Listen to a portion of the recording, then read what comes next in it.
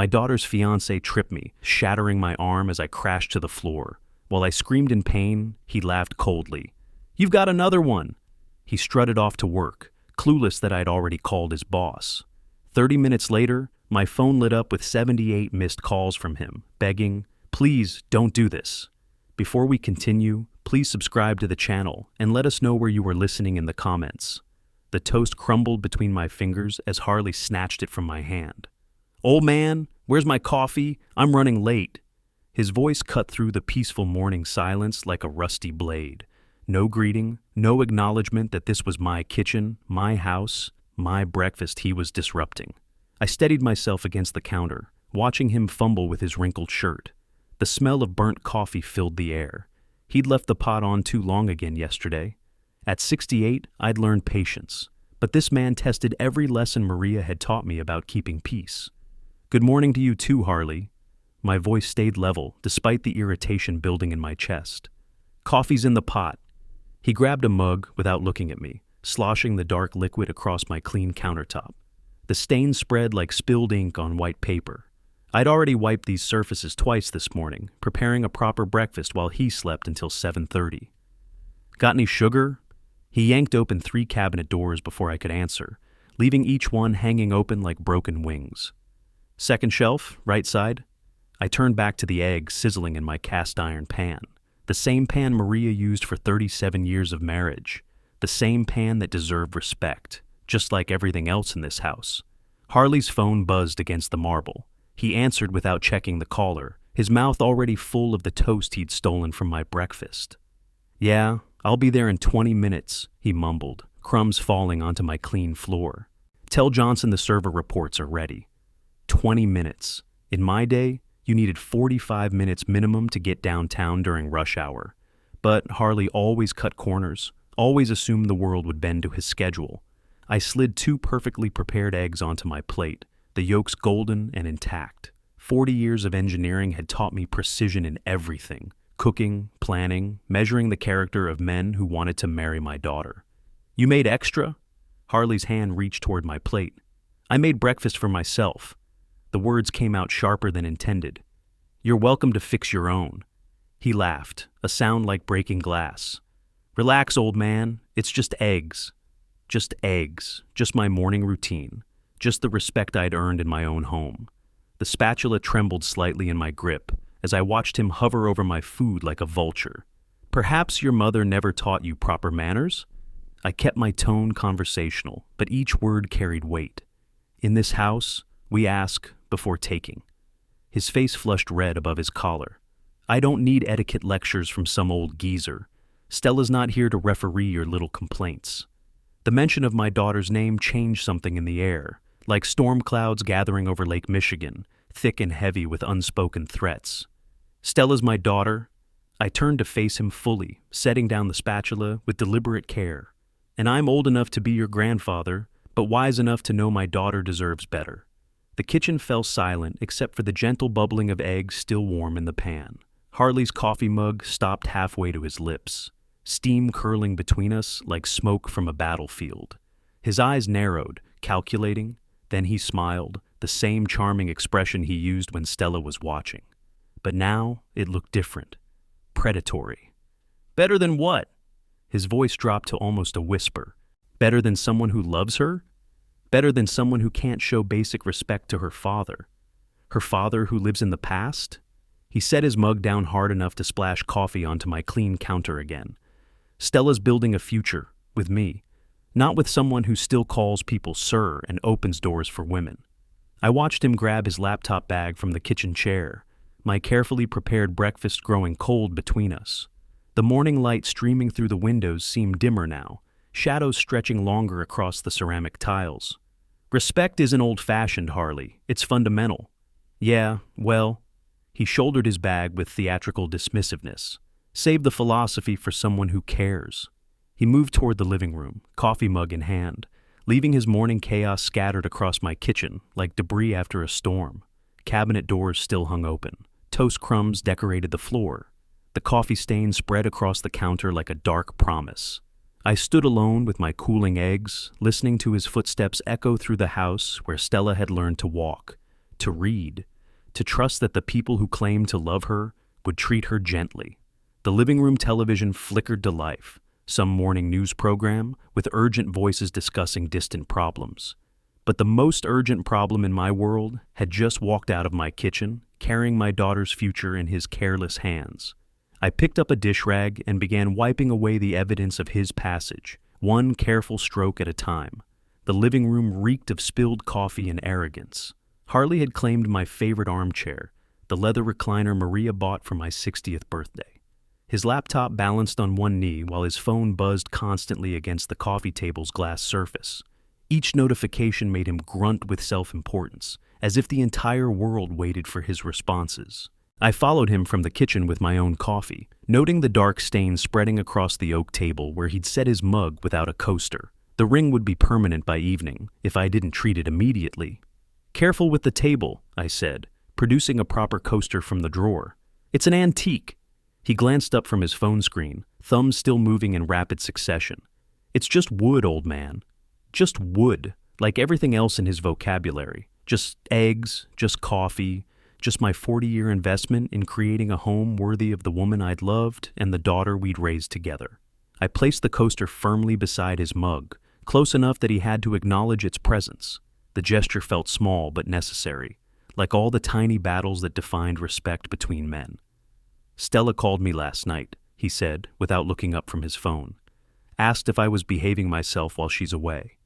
My hand paused above the coffee stain I'd been preparing to clean. "And what did you tell her?" "That her old man was being his usual charming self." His smile never reached his eyes. "She laughed, said you'd probably lecture me about napkins or something equally fascinating." The rag in my hand grew warm from my tightening grip. Stella's laughter, bright and trusting, used to fill this room during family dinners, game nights, birthday celebrations.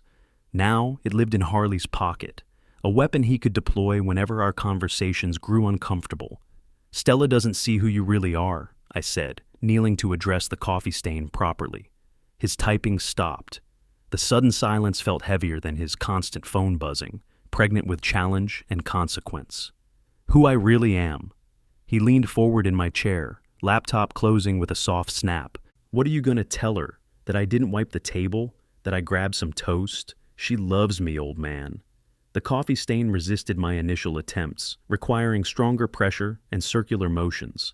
Like most damage Harley caused, it would take patience and careful attention to repair completely.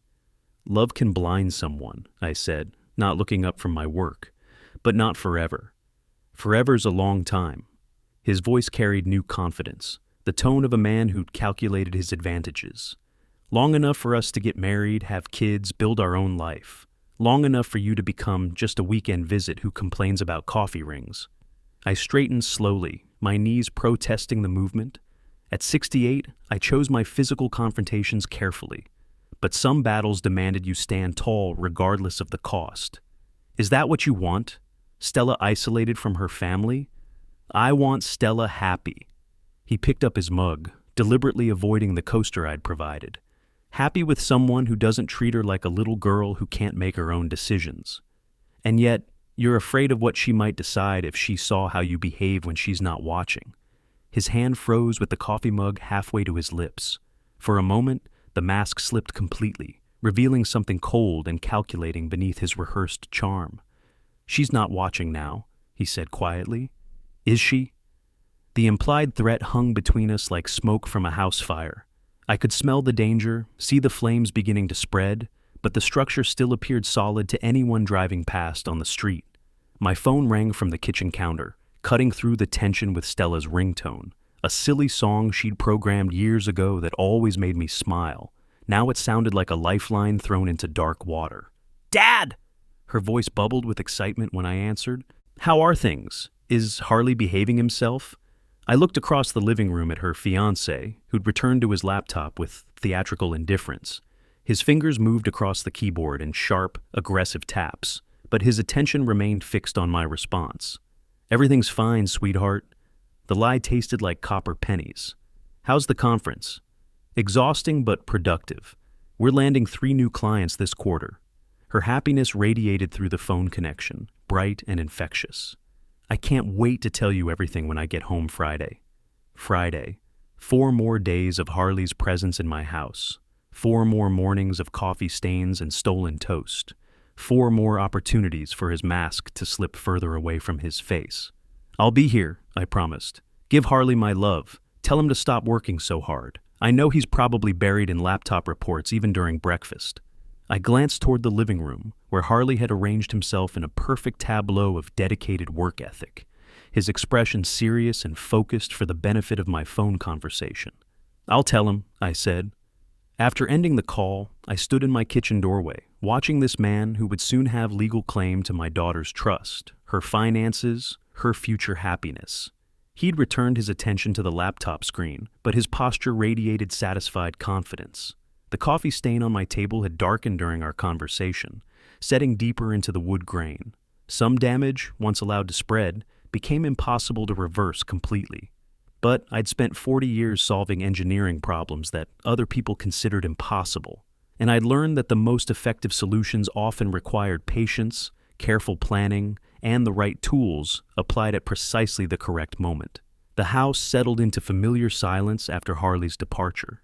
His car engine faded down Maple Street, leaving behind the gentle sounds I'd grown to treasure, the grandfather clock's steady rhythm, the coffee maker's final gurgle, the soft creak of floorboards that had supported our family's weight for 32 years. I climbed the stairs to my study, each step deliberate and measured. The morning's confrontation had revealed something important about my daughter's fiancé, something that demanded careful consideration away from the battlefield of kitchen and living room. The study welcomed me with afternoon light filtering through lace curtains Maria had sewn before Stella's birth. My desk sat positioned to catch the best natural illumination, an old engineer's habit that served me well during decades of blueprint review and project planning. Family photographs covered the bookshelf in careful arrangement. Maria's graduation picture from nursing school, radiant at 22. Stella's high school valedictorian speech, her face bright with possibility. Our wedding day at St. Michael's, 2 young people who believed love could solve any engineering problem life presented. I settled into the leather armchair that faced the window, letting my hands rest on the worn armrests where thousands of hours of thinking had polished the surface smooth.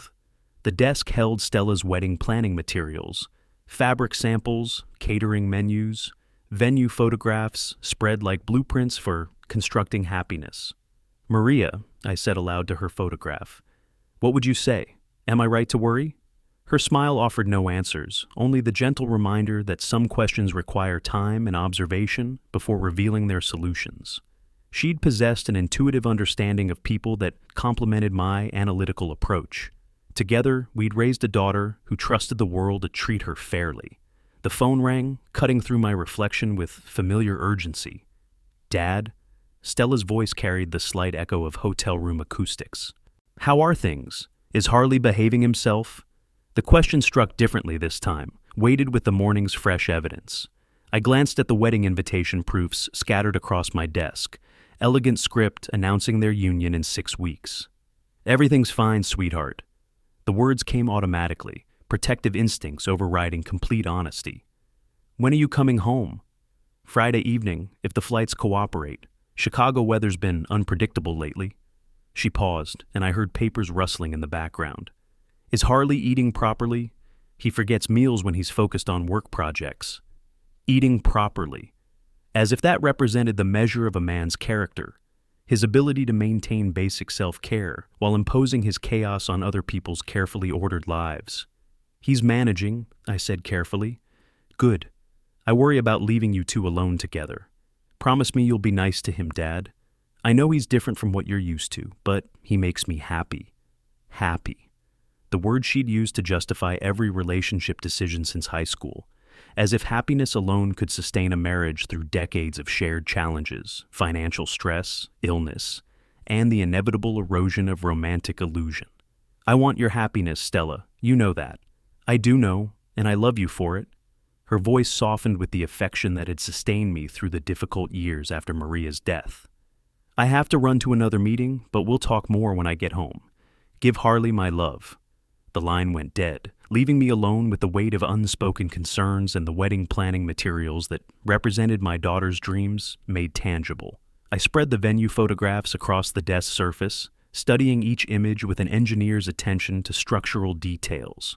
The grand ballroom at the Palmer House, elegant, expensive, prestigious. The kind of setting that would photograph beautifully and impress Harley's colleagues with its obvious cost. But weddings weren't engineering projects, despite my tendency to approach them with similar methodology. They required emotional foundations that couldn't be calculated using standard formulas or stress-tested in controlled environments. The fabric samples felt expensive between my fingers. Silk, satin, delicate materials that would tear under pressure. Like trust. Like the illusions young people constructed around the word love before they understood its true requirements. My coffee had grown cold during the phone conversation, bitter and unappetizing. I set the mug aside and reached for the legal documents Stella had asked me to review: prenuptial agreements, insurance policies, emergency contacts. The practical skeleton of modern marriage, stripped of romance and reduced to contractual obligations. Harley's signature appeared on every page in aggressive, oversized letters that claimed more space than necessary. Even his handwriting demanded attention, refused to acknowledge boundaries or limitations. The afternoon light shifted as clouds moved across the April sky, casting shadows that transformed familiar objects into something stranger and more ominous. The wedding photographs looked different in the changing illumination. The smiling couples appeared frozen in artificial poses, their happiness captured, but not necessarily real. I closed my eyes and tried to remember Maria's voice during our own wedding planning 39 years ago. She'd insisted on simple elegance over expensive spectacle, choosing venues and vendors based on character rather than prestige. Our wedding had cost less than Stella's cake budget, but it had launched a marriage that lasted until cancer finally separated us. Different times, perhaps, different values, certainly. But some truths transcended generational changes: respect, kindness, the daily choice to treat your partner as someone worthy of consideration. The grandfather clock chimed 9 times, marking another hour's passage toward the weekend when my daughter would return home, radiant with conference success and eager to resume wedding planning with the man who'd shown me his true nature that morning. I gathered the planning materials into careful stacks, aligning edges and organizing priorities with mechanical precision. 6 weeks remained until the ceremony, enough time for careful observation, strategic planning, and the patient accumulation of evidence that might save my daughter from a mistake disguised as destiny. The photographs smiled up at me from their protective frames: Maria's nursing school graduation, Stella's valedictorian speech, our wedding day when the future appeared bright and uncomplicated. Some engineering problems required years to solve completely. Others demanded immediate intervention before structural failure became inevitable. I opened my desk drawer and withdrew a yellow legal pad, my preferred tool for organizing complex projects. At the top of the first page, I wrote, "Project, Stella's future, timeline and objectives." The afternoon stretched ahead, filled with possibility, and the quiet satisfaction of work that mattered more than any blueprint I'd ever drawn. Steam rose from the coffee like morning fog off Lake Michigan. I balanced the breakfast tray carefully, both hands securing the porcelain cups that Maria had chosen for our 20th anniversary. Hot liquid sloshed gently against ceramic walls as I moved from kitchen toward the living room, where Thursday's pale sunlight struggled through windows that needed cleaning. 3 days had passed since our first confrontation. 3 mornings of escalating tension, each breakfast more strained than the last. Harley's confidence had grown with every small victory, every moment when I'd chosen restraint over retaliation. The doorway between kitchen and living room had witnessed 40 years of careful navigation. Birthday cakes transported for celebrations, Christmas presents carried to eager children, trays of soup delivered to Maria during her final illness. I knew every inch of that threshold, every potential hazard, but I didn't see Harley's leg until it was too late. His foot shot out across my path like a trap springing shut. The coffee tray lurched forward as my shin connected with his ankle, hot liquid exploding into the air in slow-motion catastrophe. The world tilted. Gravity seized control. I hit the hardwood floor with the sound of breaking bone.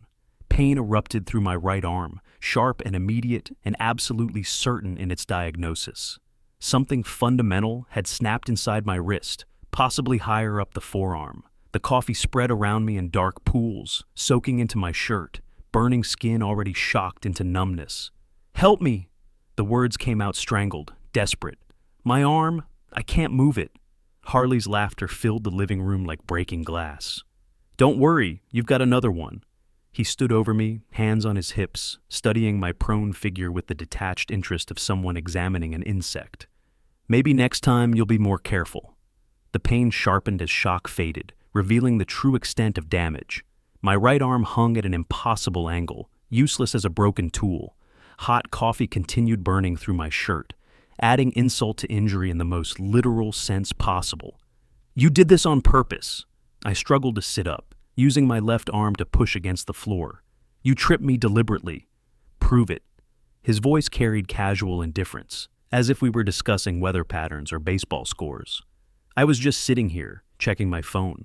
You tripped over your own feet. Happens to old people all the time." He grabbed his laptop bag from the couch, slinging it over his shoulder with theatrical efficiency.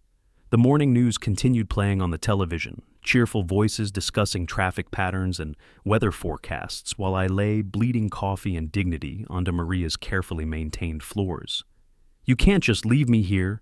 Pain made my voice crack like an adolescent's. "I need medical attention." "Then call someone." He paused at the front door, one hand on the brass handle that Stella had polished just last weekend. "I need to get to work. Some of us have responsibilities."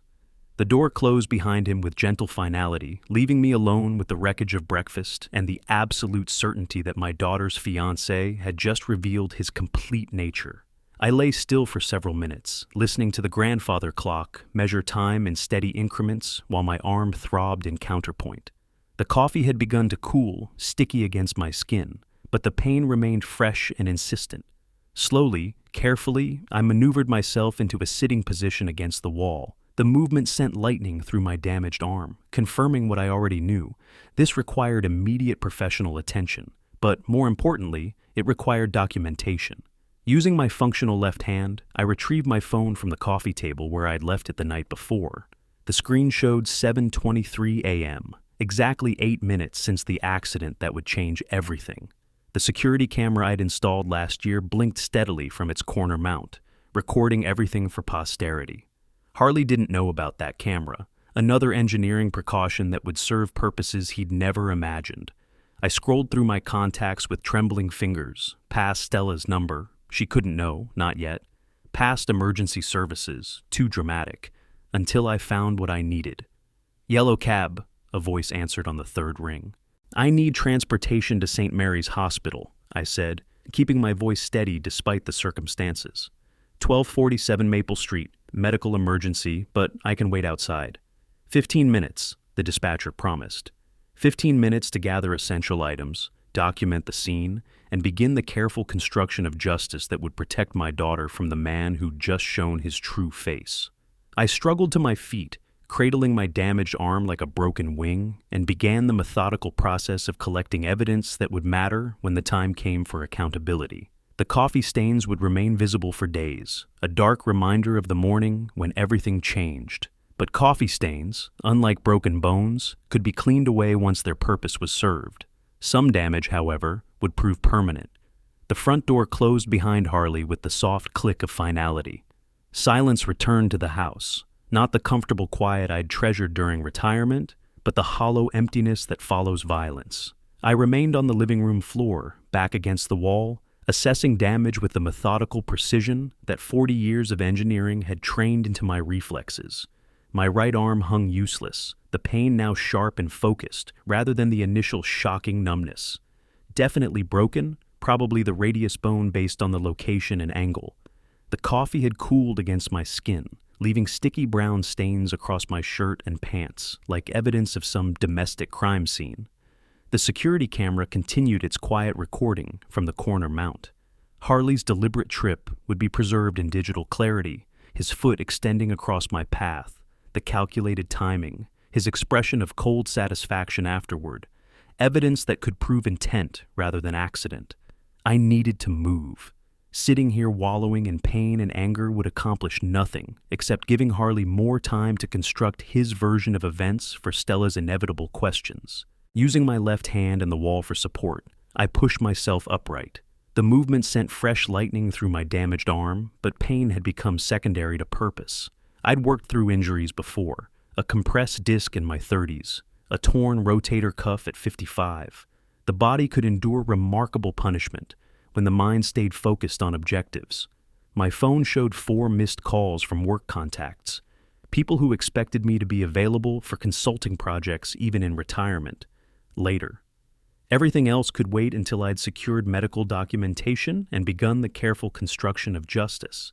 The taxi would arrive in 10 minutes. That left enough time to gather essentials: identification, insurance cards, wallet, house keys.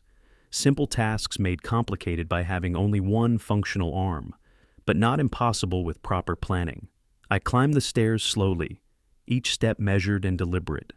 The bedroom held everything I needed, organized in the systematic way Maria had always appreciated. She'd understood that efficiency in small matters created space for what truly mattered: family, loyalty, protection of the people you loved. My insurance card sat in its designated slot in my wallet, ready for emergencies I'd hoped never to face. But emergencies like engineering failures required preparation rather than panic. The documentation trail would begin at St. Mary's Hospital and continue until Harley faced consequences for his choices. "He's going to regret this," I said aloud to Maria's photograph on the nightstand.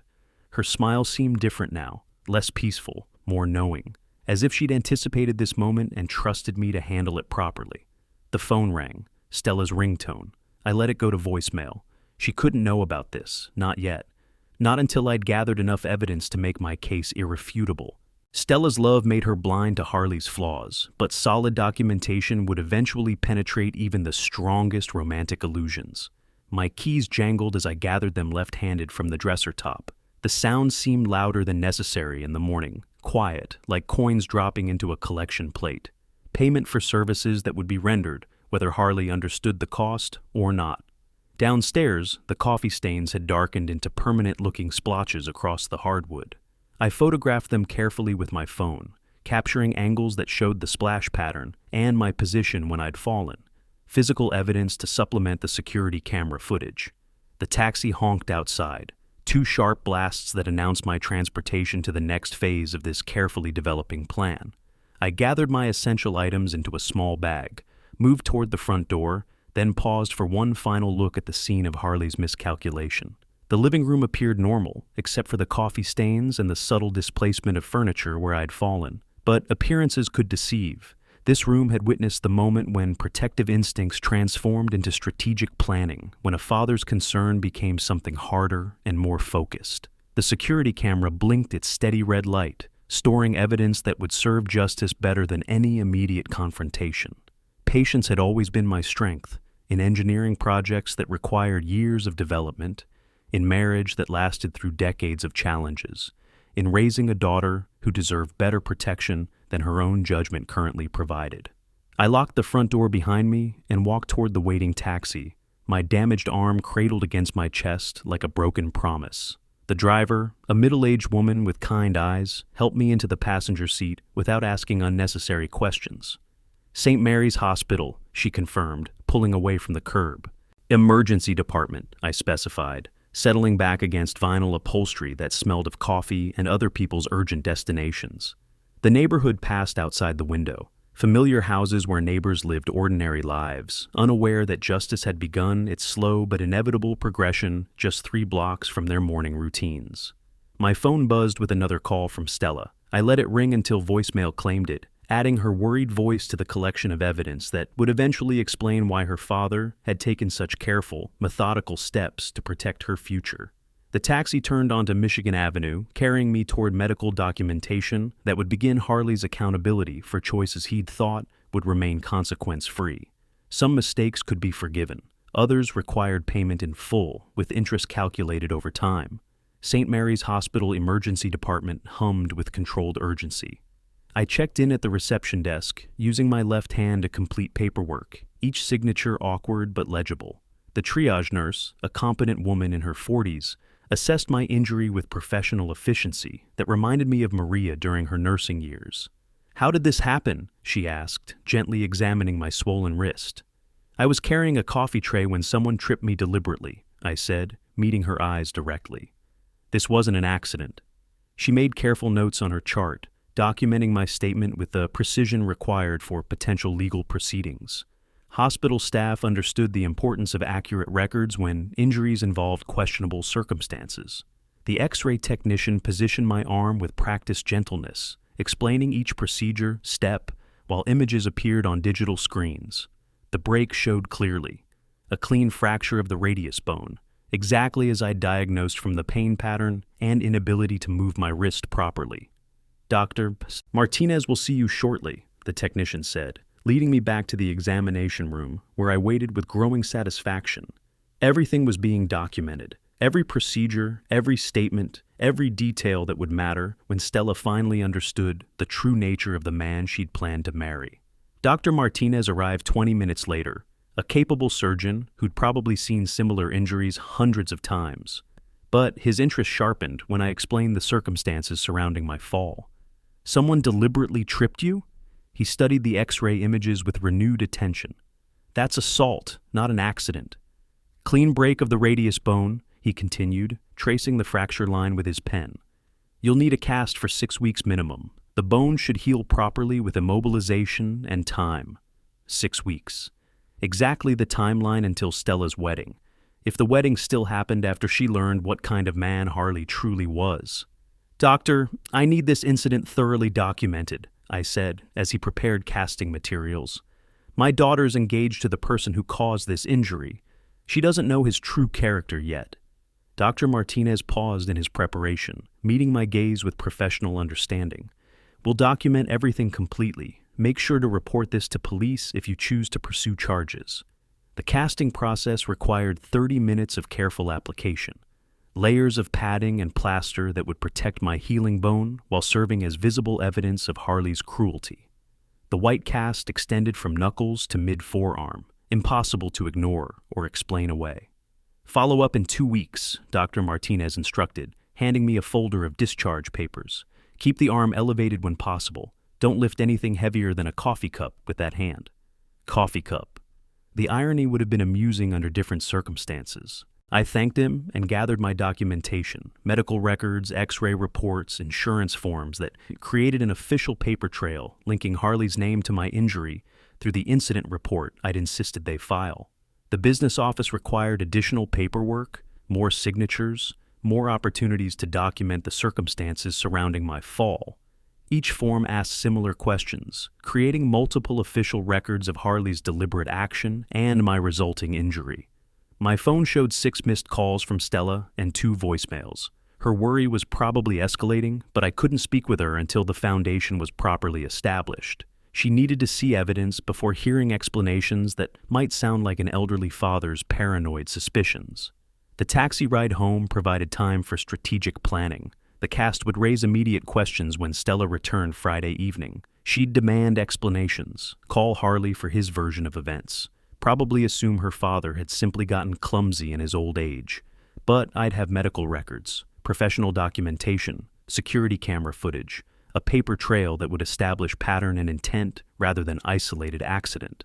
The house welcomed me back with familiar scents and sounds, though the coffee stains in the living room had darkened during my absence. I photographed the scene again, noting how the evidence had changed over time, building a comprehensive record of physical proof. My phone rang. Stella again. This time I answered, keeping my voice steady despite exhaustion and pain medication beginning to take effect. Dad, you haven't been answering your phone. I was getting worried. Sorry, sweetheart. I had to run some errands this morning. The lie tasted bitter, but truth required proper timing and context. How's the conference going? Busy but productive. We should close the Henderson deal by Friday. Her voice carried excitement and professional pride. Is everything okay there? You sound tired. Just the usual activities. Nothing for you to worry about. And Harley? Has he been behaving himself? I looked down at my cast, still damp from the application process, and felt something cold and determined settle into place where fatherly concern had lived. Harley's been very revealing, I said carefully. We'll have lots to discuss when you get home. After ending the call, I settled into my study with the legal pad I'd started earlier in the week. Project: Stella's future, now had concrete objectives and measurable milestones. The afternoon light slanted through windows Maria had chosen for their eastern exposure, illuminating documents that would protect our daughter from a mistake disguised as love. Some engineering projects required years of patient development. Others demanded immediate implementation before structural failures became catastrophic. I picked up my pen with my left hand and began writing the detailed timeline that would save Stella's future, one carefully documented step at a time. Hospital parking lot asphalt radiated heat waves despite April's mild temperature. I settled onto a bench outside the emergency department, my discharge papers crisp in their manila folder, cast still damp from final adjustments. The pain medication created a slight haze around sharp edges, but my mind remained focused on the next critical phase of protecting Stella's future. Clement Dixon's business card lived in my wallet behind my driver's license, a placement that honored 43 years of friendship that began during our engineering program at Northwestern. He'd built Dixon Technologies from a basement startup into Chicago's third-largest IT consulting firm, maintaining ethical standards that made him wealthy and respected. More importantly, he'd remained loyal to old friends. My phone felt awkward in my left hand as I scrolled through contacts, finding Clement's direct office line rather than his main reception number. This conversation required privacy and immediate access, not corporate gatekeepers who might delay urgent matters. The call connected on the second ring. Clement Dixon speaking? His voice carried the authority of someone accustomed to making decisions that affected hundreds of employees and millions in revenue. Clement, it's Alonzo Burns. I shifted the phone to a more comfortable position against my ear. I hope I'm not interrupting anything important. Alonzo, never too busy for an old friend. His tone warmed immediately, the professional edge softening into genuine affection. How are you? It's been too long since our last lunch. I have a problem with my daughter's fiancé, I said, dispensing with social pleasantries that would only delay necessary action. Something happened this morning that you need to know about. The silence stretched several seconds before Clement responded, his voice shifting back toward business mode. What happened, old friend? He tripped me deliberately while I was carrying breakfast. The words came out steady despite the morning's trauma still fresh in my memory. Broke my arm. When I asked for help, he laughed and said, I have another one. Sweet mother? Clement caught himself, professional habits moderating his language even during personal conversations. Are you serious? Someone actually did that? I'm calling from the hospital parking lot. Fresh cast, medical documentation, the complete paper trail. I held my right arm slightly elevated, as Dr. Martinez had instructed. The man who hurt me is named Harley Ramos. Another pause, longer this time, filled with the sound of Clement's sharp intake of breath. Harley Ramos works for me, he said quietly. He's one of my IT managers. Has been for 18 months. I thought you might know him. Despite the pain medication, satisfaction spread through my chest like warmth from good whiskey. That's why I called you instead of just filing police reports. Alonzo, I am so sorry. Clement's voice carried genuine distress mixed with executive decisiveness. Thank you for telling me. I'll handle this immediately. He doesn't know we're friends, I added, providing tactical information that would prove useful. Stella's never mentioned our connection, and I've never brought it up during his visits. Good, that gives me operational advantage. Papers rustled in the background, as Clement apparently reached for planning materials. What else do I need to know? He's living in my house temporarily while his apartment undergoes renovation. Stella's away on business until Friday. He feels comfortable showing his true nature when she's not around to witness it. Understood. Leave this with me, old friend. Some problems require immediate corporate solutions. The call ended with mutual understanding. No explicit discussion of revenge or retaliation. Just the natural consequences of poor character choices meeting ethical business standards. I remained on the bench for several minutes, watching ambulances arrive and depart, while afternoon sunlight created shadows that shifted across concrete like time-lapse footage of inevitable change. The pain in my arm had become manageable, secondary to the satisfaction of knowing that proper channels were now engaged. Engineering had taught me that complex problems often required leverage applied at precisely calculated points, creating cascading effects that solved multiple issues simultaneously. Harley had no idea that his morning cruelty would cost him far more than temporary satisfaction. Some mistakes carried interest rates that compounded rapidly when ethical people controlled the financial mechanisms. My phone buzzed with a text message from Stella. "Love you, Dad. See you tomorrow evening." Tomorrow evening, she would return to find her world fundamentally changed, not through her father's arbitrary interference, but through the natural consequences of trusting someone whose character couldn't withstand professional scrutiny. I gathered my medical paperwork and walked toward the taxi stand, anticipating the next phase of justice unfolding in corporate offices, where decisions carried weight beyond personal satisfaction. The afternoon stretched ahead, filled with possibility, and the quiet confidence that comes from applying proper engineering principles to human problems that demanded structural solutions. My phone rang at exactly 1:30. I answered on the first ring, recognizing Clement's number and anticipating the report that would either confirm or complicate my strategic planning. "It's done." Clement's voice carried professional satisfaction mixed with personal loyalty. "Harley Ramos no longer works for Dixon Technologies." I settled deeper into my study chair, balancing the phone against my left shoulder while reaching for the legal pad where I'd been documenting the day's progress. "Tell me everything," I said. I spent 2 hours after our call reviewing his employment file and preparing termination documentation. Nothing dramatic, just standard corporate procedures for employee misconduct. Clement's tone suggested he'd handled similar situations before, though probably not involving personal friends. When he arrived back from lunch, I called him to my office. The mental image formed clearly. Harley entering his boss's corner office, probably expecting routine project discussions or performance reviews. Confident, unsuspecting, still riding the morning's cruel satisfaction. "He walked in casual as you please," Clement continued. "Asked if we were discussing the Henderson account timeline. I let him sit down, get comfortable, then delivered the news directly. What exactly did you say?" "Harley, you're terminated. Immediately. Effective as of this conversation." Clement's voice carried echoes of the executive authority he'd used hours earlier. His face went completely white, took him 30 seconds to find words. I could picture Harley's expression, shock transforming into panic as the implications registered, his comfortable world dissolving in the time it took to speak one professional sentence. "What did he say?" "What? Why? I didn't do anything." Clement's impression of Harley's voice captured desperation and disbelief.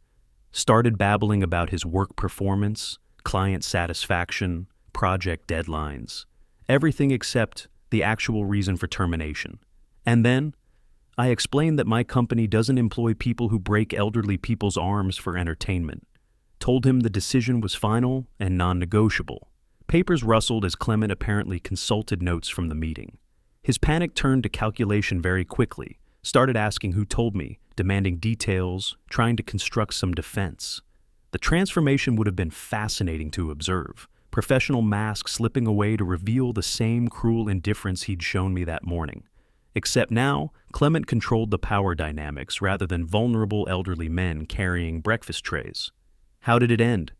Security escort to his desk, 5 minutes to collect the personal items, then out the building permanently. Standard protocol for terminated employees, but he seemed particularly shocked by the efficiency. Clement's satisfaction was audible. 20 minutes from office arrival to sidewalk departure. Did he say anything about me specifically? Kept asking who told me about the incident, but I maintained professional confidentiality. Let him wonder about information sources and connection patterns. Clement paused, then added, "He mentioned your name several times, though. Definitely suspects you were involved somehow." Perfect. Harley's suspicions would create the exact psychological pressure needed for the next phase of justice. Uncertainty bred panic, and panic led to mistakes that revealed true character. "Thank you, old friend. Justice has been served." "My pleasure, Alonzo." Some people mistake kindness for weakness, professionalism for vulnerability. They need education about real-world consequences. After ending the call, I sat in my study reviewing the afternoon's developments with engineers' appreciation for efficient problem-solving. Phase 1, complete. Harley had lost his primary income source through direct consequences of his cruel behavior. The security camera footage remained available for Phase 2, if necessary. But often the most effective revenge came from allowing natural consequences to unfold without additional intervention. My phone immediately began ringing again. Harley's number. I smiled and declined the call, then activated silent mode to eliminate distractions. Strategic silence would amplify his panic far more effectively than any conversation could accomplish. The afternoon light slanted through study windows at precisely the angle Maria had loved during her final illness. When positioning her chair for optimal reading, comfort had mattered more than anything corporate executives might discuss in distant office buildings. Some problems solved themselves once proper leverage was applied at calculated pressure points. Engineering principles worked equally well for structural failures and character defects that couldn't withstand professional scrutiny. The grandfather clock chimed twice, marking another hour's progress toward Stella's Friday return, and the explanations that would protect her future from mistakes disguised as love. The calls started immediately. Before I could set my phone down after Clement's satisfying report, Harley's number appeared on the screen with urgent insistence. I watched it ring through to voicemail, then ring again within seconds, and again. By 3 o'clock, my phone displayed 17 missed calls and climbing. The voicemail indicator blinked red like an emergency beacon, accumulating desperate messages I had no intention of hearing until the psychological pressure reached optimal levels. I made coffee one-handed, a challenging process that required patience and adaptation, skills that apparently differed significantly from Harley's approach to problem-solving. The cast made simple tasks complicated, but determination and proper technique could overcome most obstacles. My phone vibrated against the kitchen counter. Text message. "Answer me. I need to talk to you." Then another. "This is important. Pick up your phone." And another. "I know you're there. Answer." The progression revealed everything about Harley's character that Stella had never witnessed. Demanding, entitled, incapable of accepting that other people might control timing and responses to his urgent needs. I carried my coffee to the living room, stepping carefully around the coffee stains that had darkened into permanent evidence of the morning's assault. The security camera blinked steadily from its corner mount, storing digital proof that would support whatever legal actions might become necessary. The phone rang again, 43rd call. I silenced the device completely and settled into my recliner with the afternoon paper, reading local news while Harley's panic escalated in the corporate parking lots and coffee shops around Chicago. By 4 o'clock, the text messages had evolved from demands to bargaining. "Please call me back. We need to discuss this situation. I'm sure there's been some misunderstanding. Let me explain. Your daughter loves me. Don't destroy her happiness over a simple accident." Simple accident? The phrase that revealed how thoroughly he misunderstood the nature of evidence and documentation, consequences, and accountability. Engineers' minds didn't accept convenient explanations when physical proof contradicted convenient narratives. At 4:30, desperation had replaced bargaining. "I'll apologize. Just call me back." "This isn't fair. You're ruining my life. Stella will never forgive you for this." The final message arrived at 5:15. "I know what you did. This isn't over." Threats. The last resort of people who had exhausted rational options and discovered that emotional manipulation carried no weight against methodical planning and proper documentation. I reviewed the voicemail count. 78 messages in less than 4 hours. A digital record of psychological collapse that would supplement the morning's physical evidence if additional proof became necessary. The front door remained locked, security system activated, all windows latched. Harley's desperation might escalate toward physical confrontation, but my house had withstood worse storms than unemployed IT managers having tantrums about natural consequences. Maria's photograph smiled from the mantelpiece, surrounded by family memories and wedding planning materials that would require careful revision after Stella learned the truth about her fiancé's character. Some truths emerged slowly through patient observation and careful documentation. Others revealed themselves dramatically when pressure exposed fundamental flaws that could no longer be hidden or explained away. The grandfather clock chimed 6 times, marking the end of Harley's first day as an unemployed man learning that actions carried consequences beyond immediate satisfaction. Tomorrow, Stella would return from her successful business trip, excited to share professional victories and resume wedding planning with the man who'd spent the afternoon discovering that cruelty toward elderly people carried interest rates that compounded rapidly. I gathered my medical documentation and placed it in the desk drawer beside the legal pad, containing detailed timelines and objective records. Evidence organized and accessible for whatever conversations Friday evening might require. The phone lay silent beside Maria's photograph, its red voicemail light no longer blinking urgently. 78 messages from a man learning that some engineering problems solve themselves once proper pressure was applied at precisely calculated points. Justice, like structural engineering, required patience and attention to load-bearing fundamentals that supported everything else. The security camera's red recording light had witnessed everything. I climbed the stairs to my home office at 5:30, my cast making the banister essential for balance. The computer setup that controlled our surveillance system occupied the corner desk where I'd spent countless retirement hours organizing digital photos and managing household files. Technology had always served me well during 4 decades of engineering projects. Tonight, it would serve justice. The security software opened with familiar ease, despite my left-hand navigation through menus designed for two-handed operation. Camera feeds from 6 different angles filled the monitor. Front door, backyard, living room, kitchen, basement, garage, all recording continuously to hard drives with 2-week storage capacity. Thursday, April 17th, 7:15 a.m., the timestamp I needed. I scrolled backward through digital hours, watching morning sunlight creep across empty rooms in reverse motion until I found the moment that changed everything. There, Harley's foot extending deliberately across my path. The video quality was excellent, a high-definition clarity that captured his calculated positioning, the malicious timing, my shocked expression as hot coffee exploded around us. No ambiguity, no room for alternative explanations. His laughter echoed from computer speakers as I fell, the sound even crueler in digital replay than it had been during the actual assault. "There it is," I said aloud to the empty office. "Clear evidence." I saved the video file to 3 different locations: computer hard drive, external backup drive, and 2 separate USB devices. 40 years of managing important documents had taught me never to trust single copies of critical information. The medical reports from St. Mary's Hospital lay spread across my desk beside the computer. X-rays showing clean radius fracture, doctor's notes documenting deliberate assault, insurance forms creating official paper trails. Combined with video evidence, the case was irrefutable. My phone showed 127 missed calls from Harley, plus 34 text messages ranging from desperate pleading to angry threats. Digital harassment that would supplement assault charges if prosecutors chose to pursue comprehensive justice. Time for the final step. I dialed the Chicago Police non-emergency line, choosing measured legal action over dramatic 911 responses that might complicate evidence presentation. "Chicago Police, how can I help you?" "I need to report an assault that occurred in my home this morning," I said, consulting my notes for precise details.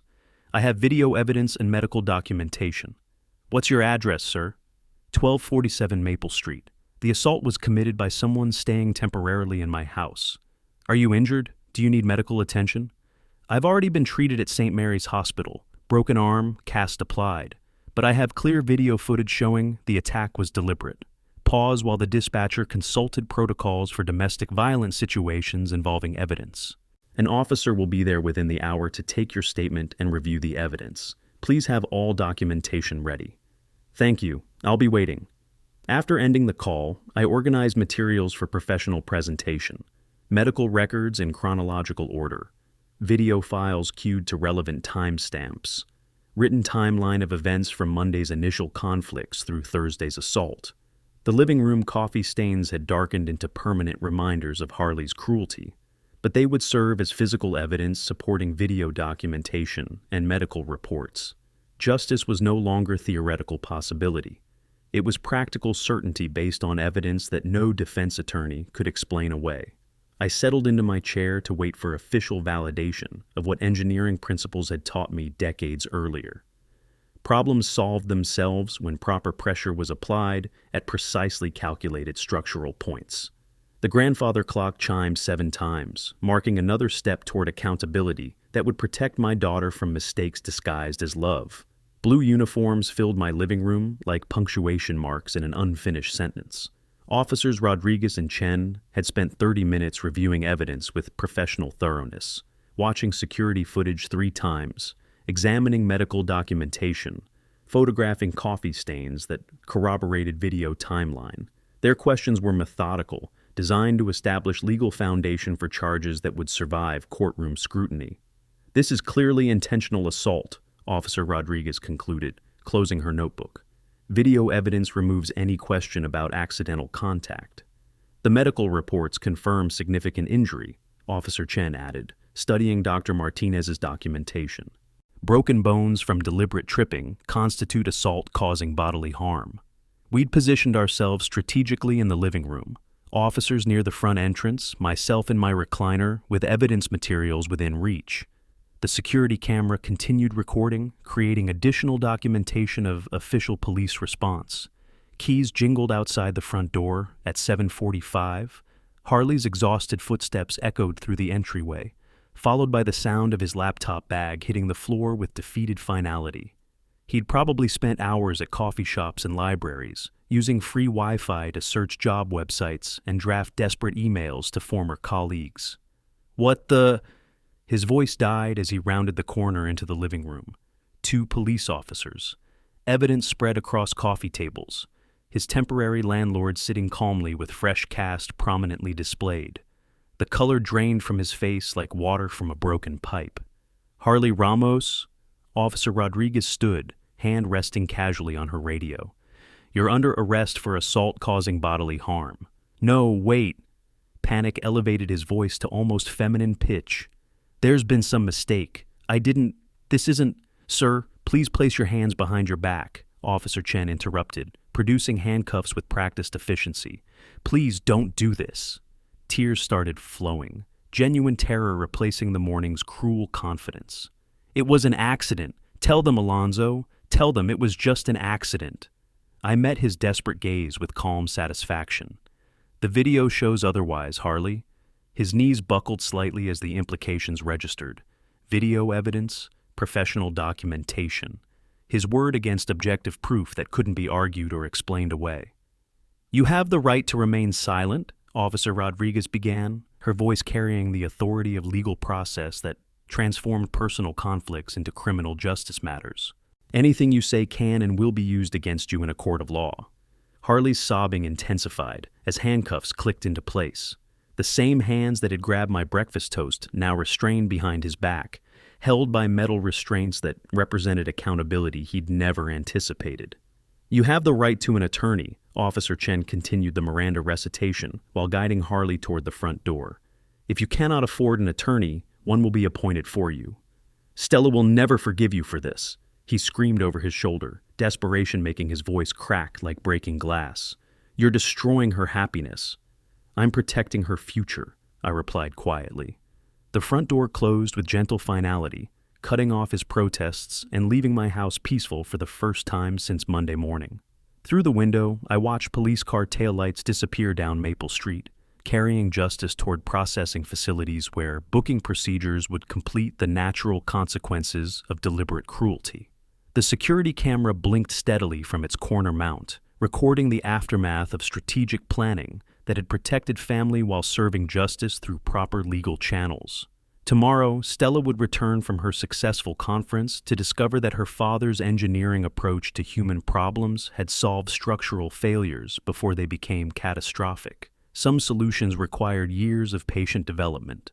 Others crystallized immediately when evidence met accountability in environments designed for justice rather than personal satisfaction.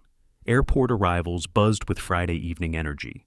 I waited near baggage claim carousel 7, my cast drawing occasional curious glances from travelers navigating their own homecoming rituals.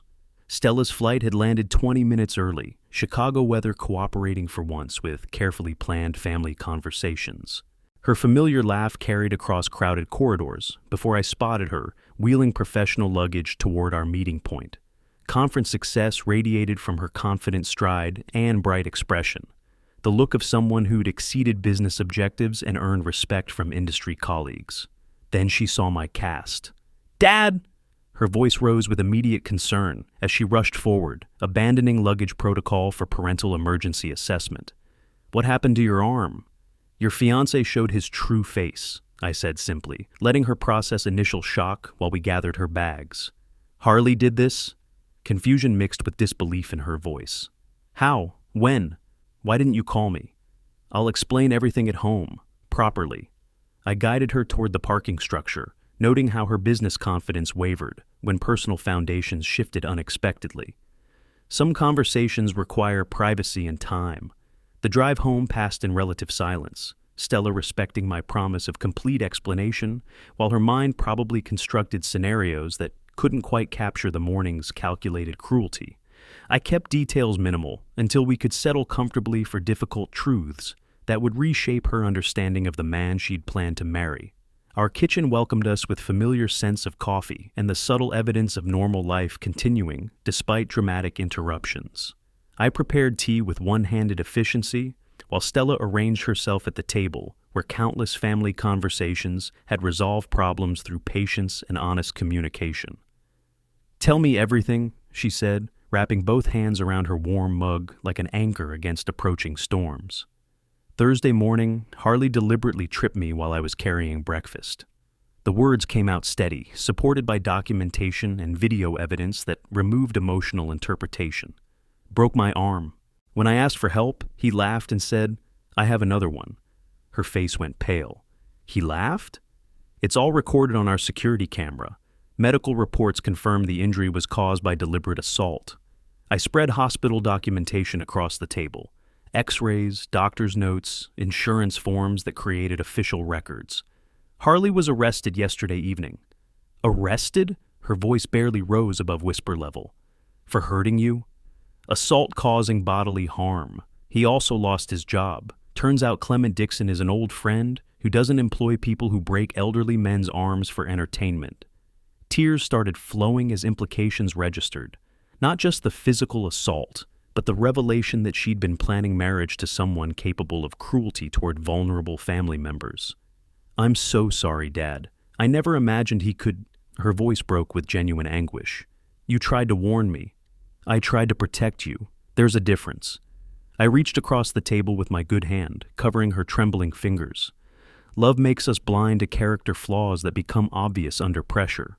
We sat quietly while she processed everything. Lost dreams, shattered illusions, gratitude for protection she hadn't known she needed. The security footage would remain available if legal proceedings required family testimony, but the emotional healing started with truth, told gently by someone who had earned the right to offer difficult wisdom. "Thank you," she said finally, meeting my eyes with mature understanding that replaced romantic naivety. "You saved me from a terrible mistake. It's my job to protect you, always has been, always will be. Even when I'm too stubborn to listen? Especially then?" The evening stretched ahead, filled with practical conversations about canceled wedding plans and emotional support for dreams that required fundamental revision.